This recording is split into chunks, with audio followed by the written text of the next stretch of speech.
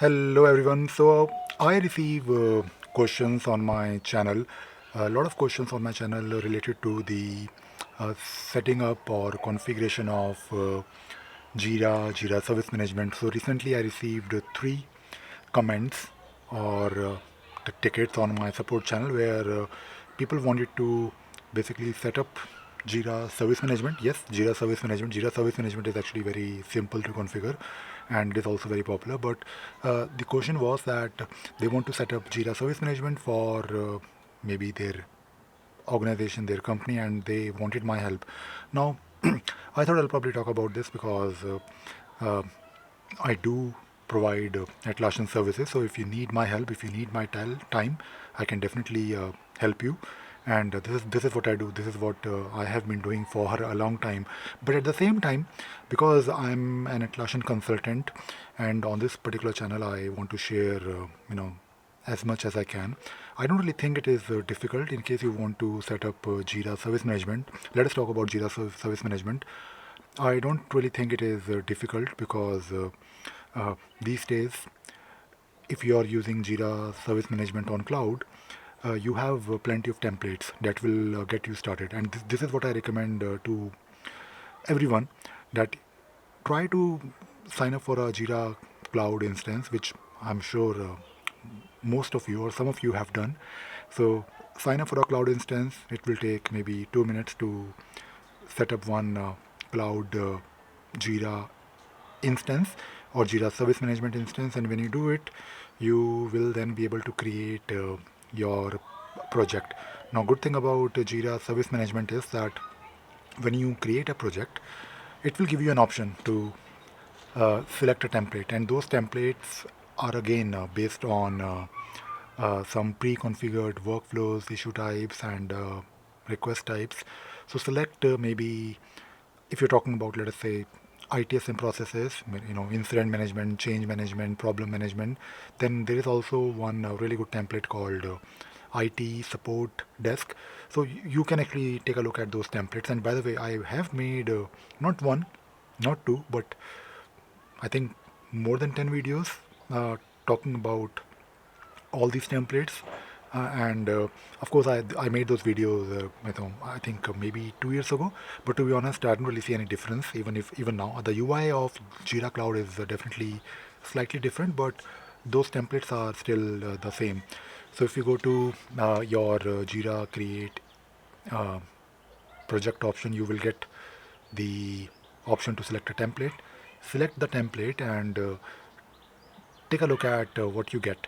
So, talking about Jira Service Management, you can of course start using. The moment you create a project, you will get different issue types and request types, and usually with each and every Jira, not usually, but with Jira Service Management project, you will also get a portal. Now, on a portal, which is basically a place where your customers will come and they will raise tickets, you can then see how those request types behave, because you may have five issue types in your project, but when you go to the portal you can have maybe 10 request types or maybe one request type. So request type is basically for the customer to fill up a form, and because your customers will fill up a request form. So take a look at those templates, try and see how it works for your organization. And usually when we talk about ITSM or Jira Service Management, Jira Service Management works based on those processes.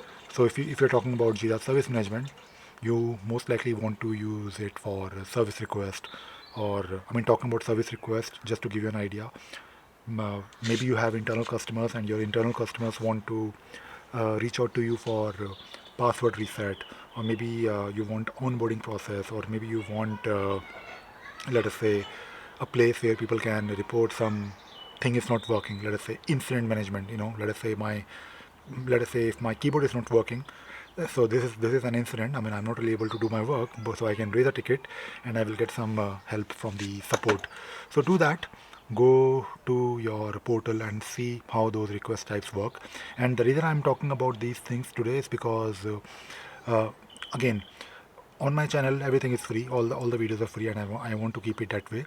Feel free to use my videos, share them, They are always going to be free for everyone. This is what I decided. Although I was thinking of selling my video courses, but I think I want to keep it free because these videos also help me uh, and also promote my business. So I do provide Atlassian consultancy services. So if you need my help, to be honest, I can definitely give you some directions, some pointers, and I do have a support, you know, uh, channel. So if you need maybe to, if you need me to maybe look at your requirements or maybe help you with something, I can do that. I can definitely give you some ideas. But if you need my time, then of course, I can. I'm also, happy to give you my services, Atlassian consultation services. So again, I would say that using Jira in general, especially Jira Service Management in 2022 is very simple. Try to do it yourself and use my videos. And of course, there are a lot of things online that you can find. And and apart from everything else, I do have like a membership program, which is basically for people who want to support my channel. So if you go to my website ravisagar.in, or if you go to my company website sparksys.com, you will find or sparksys.com/join or ravisagar.in/join, you will find my membership program details, which I mean the link is also there in the description. So you can actually join my membership program, and my members will get priority response. So if you are a member, active member, I will definitely get back to you as soon as possible. And apart from this, you will also get all of my feature books for free, the PDF version. So do consider joining my channel. And again, first, try it yourself. It is not difficult to get started with Jira. All right. Thank you very much. Bye bye.